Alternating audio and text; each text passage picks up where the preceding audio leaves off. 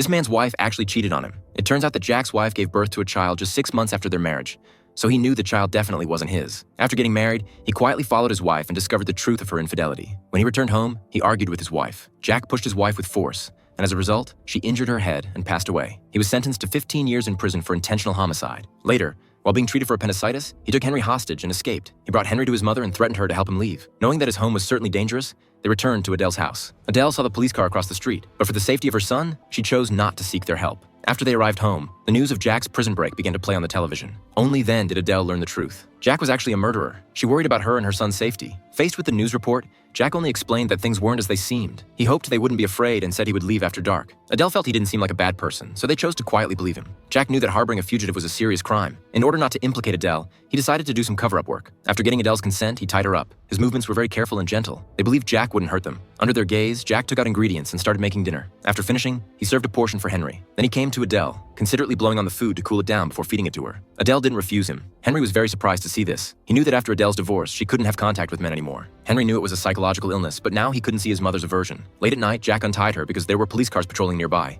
so he had been unable to leave. Jack had no choice but to stay and continue waiting. He slept on the couch in the living room for the night. As a result, the next morning, this movie is called Labor Day. Due to copyright issues, I can only show you this much. If you're interested, you can watch the original film.